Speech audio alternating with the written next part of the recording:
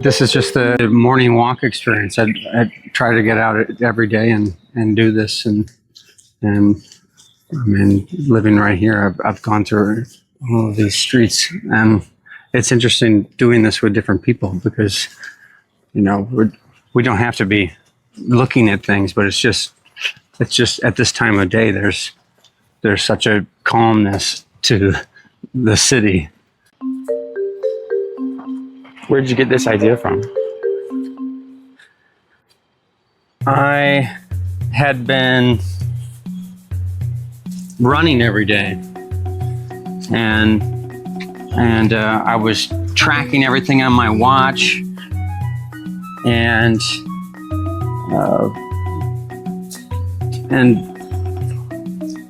was tracking everything. I would get done with the run, and then we'd go to the gym, and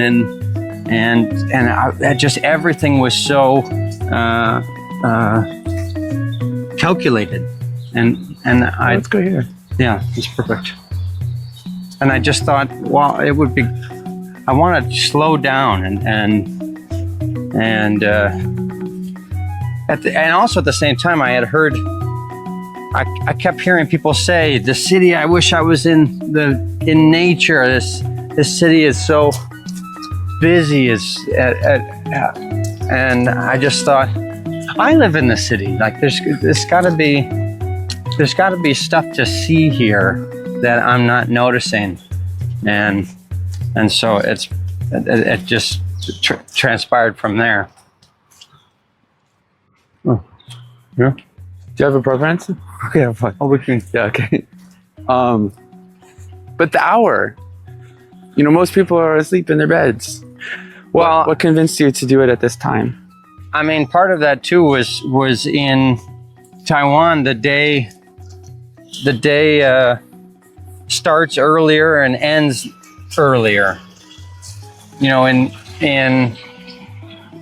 my hometown, or like in Seattle, the day is so long in the summer that you're not missing out. It's light all day, and so we get the light here, and so I like that I get to take advantage of the sunshine this early. Gosh, that's nice. It really is nice. But I mean, my alarm went off at 4:30. Yeah. And it is dark then, I think. Right. Yeah. So you get up before the sun rises. Yeah. It's one of those, like, don't let the sun catch you sleeping. Yeah, I think so. Do you usually eat breakfast on your walks?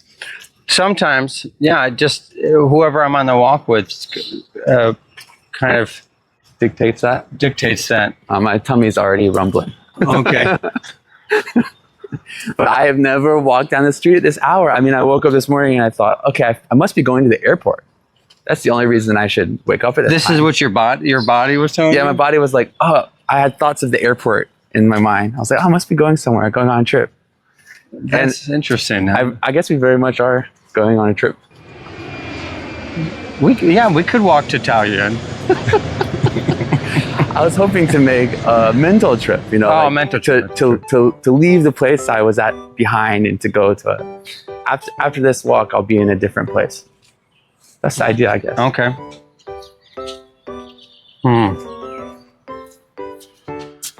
Well, tell me what's been going on this with you recently.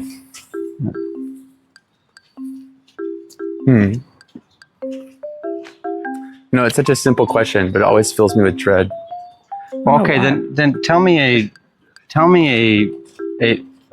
Here's a question I'd like to ask: is like what's a specific moment from this past week? I mean, it's kind of cheesy, but I like to listen to these tarot readings on like YouTube. Yeah. Yeah, and I love it. It always just gives me guidance. I didn't know that about you.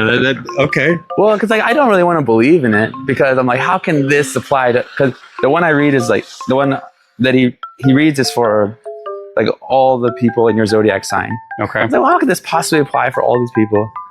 And my star sign, I'm a Pisces, and but it always seems to line up perfectly for me. And so one of the things they even said the other day was, this week, you need to go on a walk. And this week, you're going to meet a mentor. I was like, oh my God, Bradley? And then the other day, yesterday, I took my phone out of my pocket to message you about today, and you literally sent me the message at the exact same time. So I guess, I don't know. I feel like I'm in the right place at the right time. I think that's a great thing to think about it.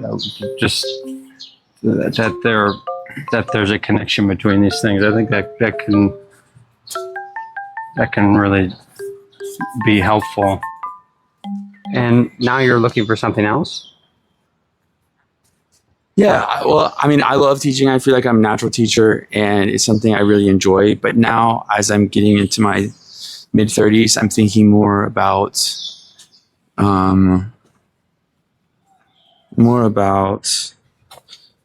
finances, I guess.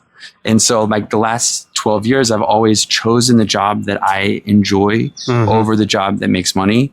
And everybody knows teaching doesn't really make money. I mean, I've thought about going down different avenues to like make teaching more profitable. But then I realized then I think I wouldn't enjoy it anymore. I don't want to be like the boss of some school, like dealing with all of these day-to-day problems. I want to be in the classroom with the kids or whatever. And so, teaching hasn't been the only thing that I've ever wanted to do with my life. So luckily I have lots of ideas and lots of ambitions and lots of dreams, but it's just, making a transition, it can be scary. And what do you have in mind? Well, I mean, that's a great question. I don't have a perfect answer to it. One of the things the tarot card reader said was, you need to take some time to think about what would an ideal week look like. If you didn't have to worry about anything that's stopping you from having the perfect week. If you could just have your ideal week, what would it be? And it's hard not to think about all the limits that's stopping you from having that ideal week every week. Because one of the things people love to do is travel around, right? And that costs a bunch of money. Yeah. And so that's the priority, is traveling. Is it? I don't know. I thought that's why you're bringing it up. Well, I mean, I wouldn't call it a priority, but I would like to be able to do that whenever I want to. I don't really consider it a priority. I mean, maybe I did when I was a bit younger. I mean, I kind of am in the mindset of,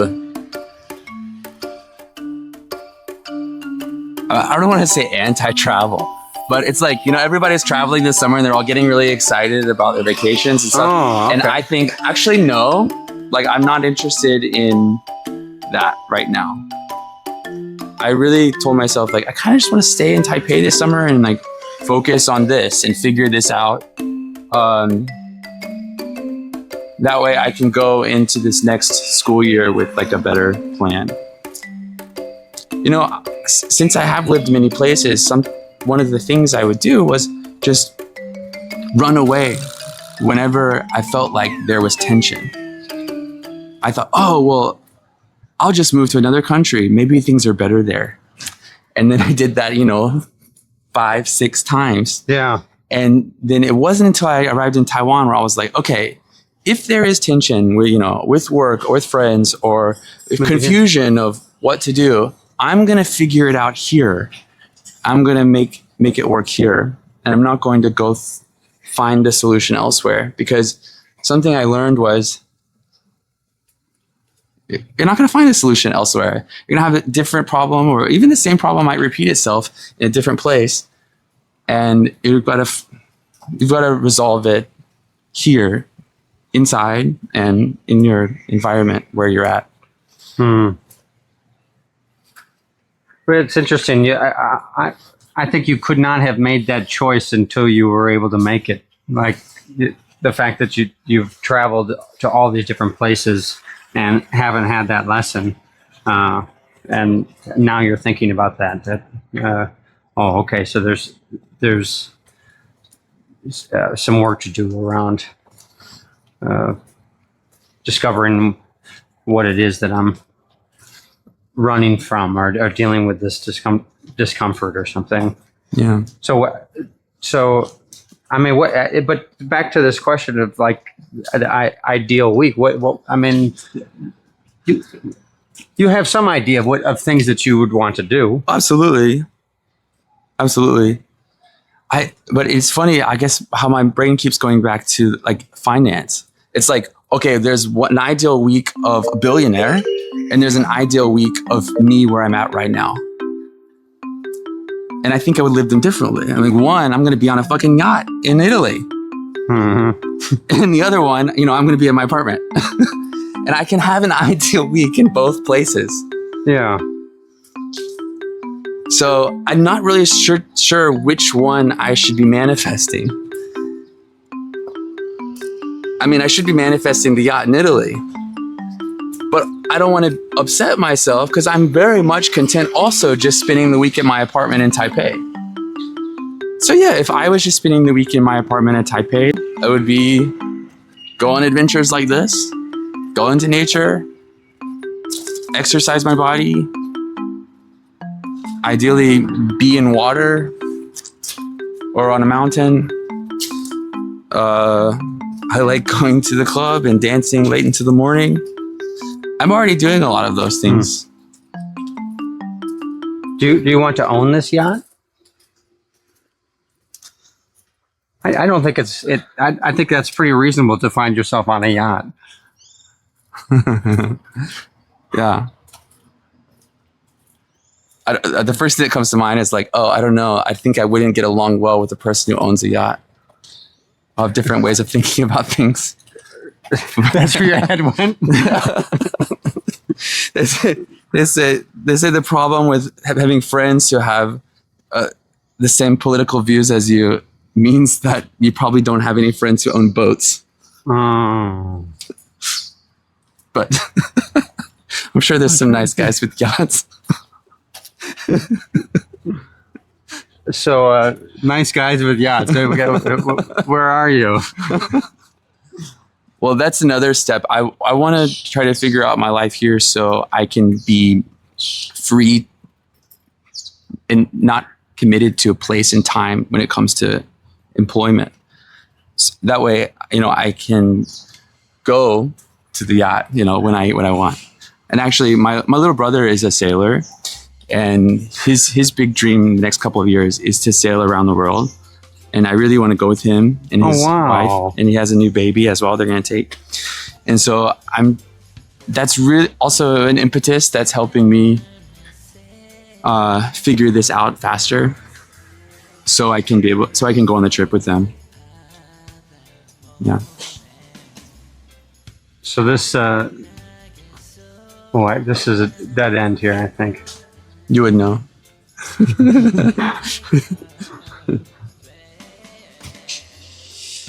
Well, that's interesting. So he's already established that that's something he plans to do is take this trip. Yeah, it's been a dream for a long time. Huh.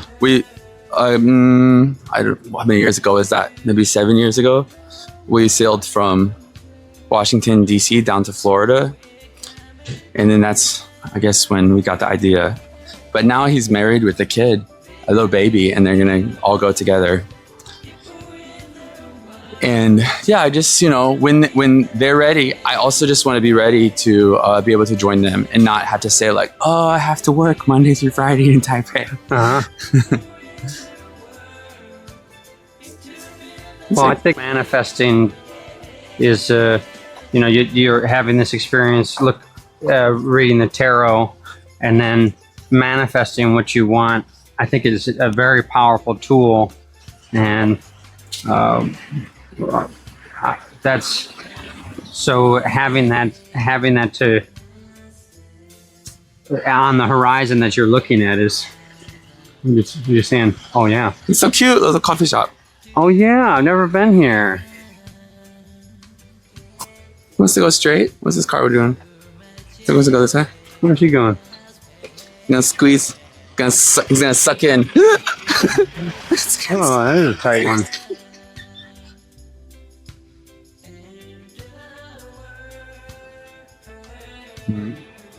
Good time. All right, I'll go back there. I didn't know that one was there. You say Taipei gets an early start, but you know a lot of the coffee shops don't open until much later. Oh, I don't. What is the deal with the coffee shop late start? All right, isn't that funny? Some aren't even open until noon.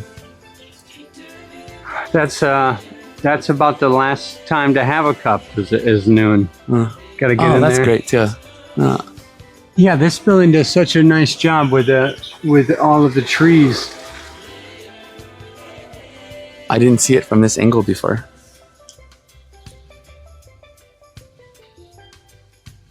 Yeah, that's another part of the walk experience is looking in a way that if you're just going from here to there, being able to take the time to look up like this or look down. And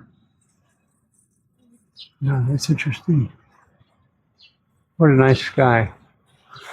What are some other qualities of the walk that people can take with them in their day-to-day lives?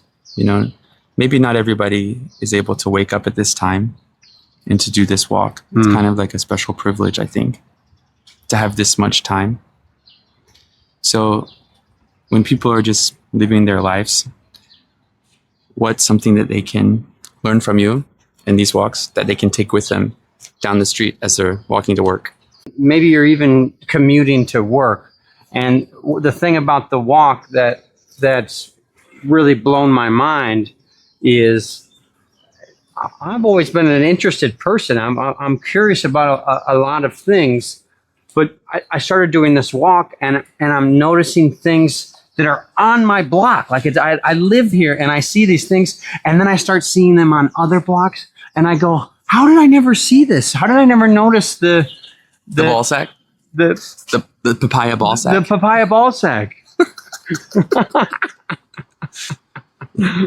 So cute, little papaya tree. I mean, doing so well. These papayas, it's great to see the fruit trees everywhere. That's a good catch. But yeah, just the starting to notice the architecture or the bikes, or just there's so many things to notice, and if just taking the time to see things. It sounds so simple. Why should we be taking the time to see things? I could be walking down the street right now looking at my phone like this. I've become very good at walking and looking at the phone. Well, here's the thing is I get that. That I think it makes sense to look at your phone. It's so engaging in a way that it makes sense that we look at our phones. But also there's this stuff around us is here, and it's just waiting to be seen, or it's even calling to us, like the rush of this water. Sometimes I'm like, this is so curious that there's like the calming sound of water is right here in this sewer drain. Right? Like this is in the same way that you would appreciate a waterfall. And I wouldn't notice it because I'll be walking with my noise canceling headphones down the street. I know that too. Like just that's it. It's just like blasting. How fast can I get to my destination? I've got my music in. Now, you know, it's interesting. I don't have to support graffiti, but I can notice it. and I've grown to notice all of the different taggers. The repeating tag. Yeah, it's like I don't have to say, yeah, go for it, but I can still notice that there's like a language here happening, and that's something that's on my block.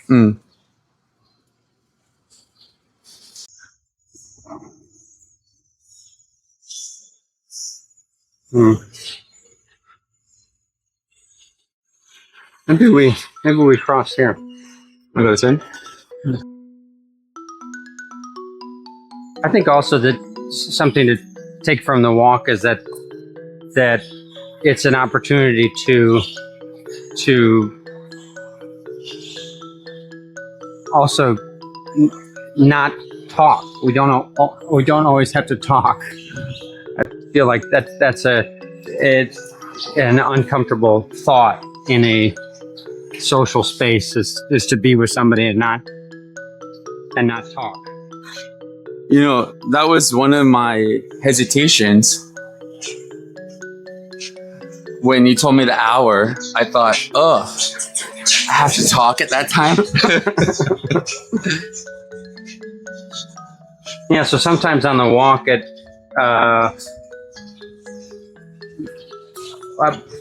minutes, significant amount of time will go by and we'll just be walking.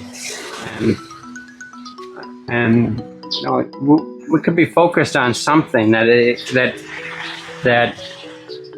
maybe it's quieting down the voice in the head a little bit. I think that's helpful. At least for me, when I'm talking, I'm noticing things less. Yeah. But once I close my mouth, I'll see things more.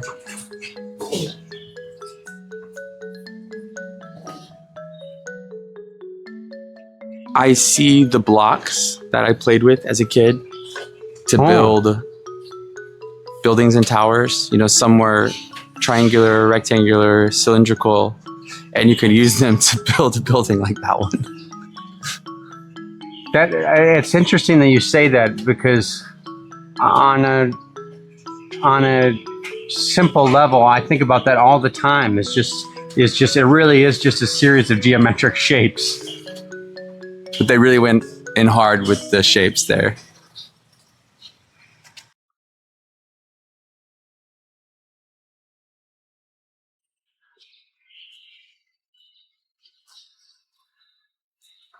What do you say when people tell you that Taipei is an ugly city?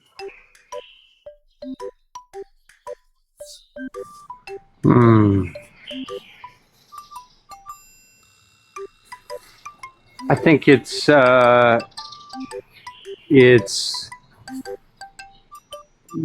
maybe a short-sighted thought that there's. I would ask about the access to nature, the immediate access to nature. Is that something that they're interested in, or I mean, for me, I find no, but here in the city, where, like, you know, people will say, "Oh, these buildings are ugly." It's not Paris, you know. Yeah. So not that the beauty is found outside the city. How do you find beauty here in this city, in the quote unquote ugliness? You know, I just went to the art museum to see this exhibit on the history of architecture in Taiwan, and I mean, before I was fascinated by it, but then learning the history of this is like, over the period of the past 50 years, so many of these buildings were built, and so there's like this similarity in the architecture, but this building stands alone with this curved piece, and then inside there's this other patchwork of tile, and that's unique to this building that we're walking by right now as you say that, and so you can go to every one of these buildings and see how people have adapted these buildings. And you know, and I don't know if you live in one of these, but I live in one of these that it's the inside of this is completely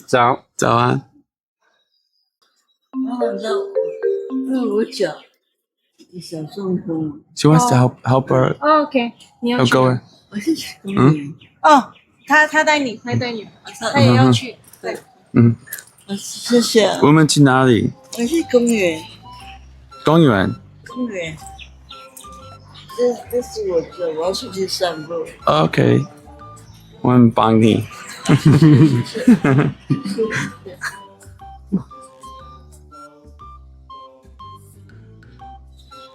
Birth of the building we were talking about, huh? Amazing. 请问你会不会讲国语？他一点。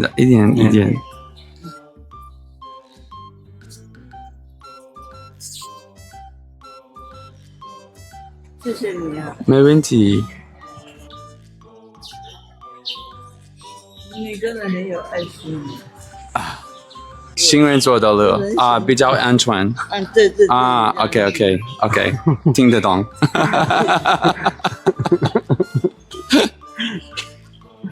对，有很大的车子开很快。对。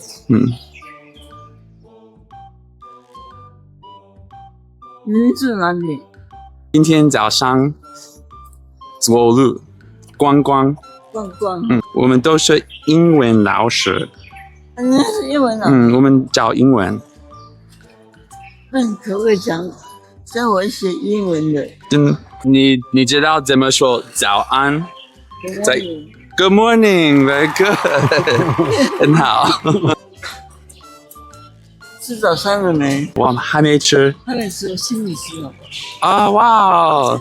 好，谢谢你。我饿。来台湾几天了？来台湾，5年了。1年了。5年了。5年了。对。哦。但是我觉得我的中文不好。不会，太难了。It's crazy to think about, you know. They say all the time, "Oh, you know, what if you died tomorrow? How would you live your life?" You know.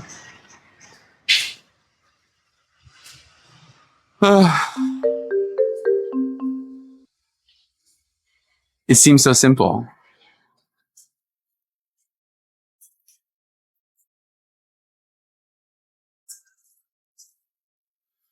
What if you were going to die tomorrow? What would you do today? Man, I think about it. I think about it all the time, and I'm ready to die. Right now I'm reading the Tibetan Book of Living and Dying, and I wonder how would I treat people? If this is my last day, how would I think acknowledge the people that I'm with and strangers and man, it feels good to imagine that if this was it, that I could be able to say to my loved ones. Honestly, like the first thing that comes to mind is like, what a relief. And not that I want to die tomorrow, but like knowing that you're going to die actually frees up a lot of anxiety, I think. A lot of fear of doing things that you've always wanted to do, fear of wondering, just spending a lot of time thinking about things that are not important. Knowing that you're going to die actually makes all that go away, and I think you can live much more openly and freely. You know, they say, do you want to know the day that you're going to die? I think yeah. Everyone says no, but I think if I knew the day I was going to die, I would live my life differently. Now, what if I just live my life differently? So I think I would live my life differently knowing if I knew the day I was going to die. And I guess the question is, what if I just lived my life differently without that information? Same result. I think that's a great question. I think the problem with is like TikTok age is we have so much information. We know how to eat the most healthy. We know how to have the strongest bodies. We know how to have the strongest minds. We have so much information easily accessible. The struggle is making it happen, doing the thing. Yes, I know I'm supposed to live my life to the fullest every day. And I know many ways to do it. The struggle seems to be not figuring out how to get up and do that every single day. I know the information. I don't know what's stopping me, except for myself. Well, I think that's something I've been thinking about this year is like, we're really doing the best we can do. And yeah, you have all the information, but how crippling that feeling of why didn't I do it? And that beating ourselves up, I think is so crippling. And I don't know, there's just we just continue to make these decisions because it's all we could do. It's all we could. I keep thinking that it's all I can do is what I'm. And there's something that you've got more to learn, that you continue to make the same decisions, or you continue to make maybe the same mistakes as you see them. Maybe here.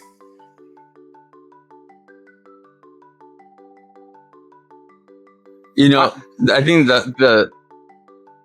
there's so many things in your mind to stop you from doing the things you want to do. Yeah. There's so many blocks we put up. And I find it hilarious how, like, our entire life, we've been surrounded by a commercial advertisement for a shoe brand that says all around the world, just do it. And it's so fucking simple, but that really is it. Just do it. Like, oh, you're scared? You're scared of it? Just do it. And then you won't be scared. Oh, you don't know how to do it? Just do it. And then now you do know how to do it.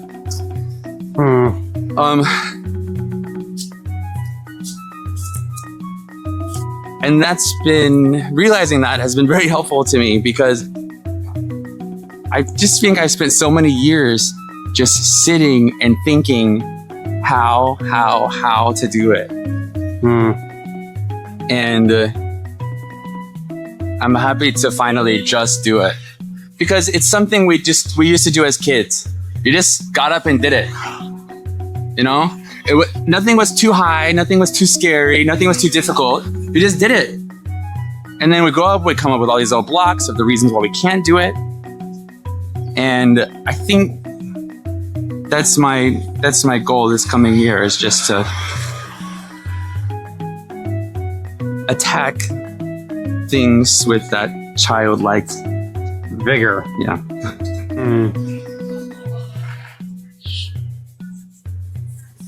How's it going? I'm hungry. Hungry? Let's find some food.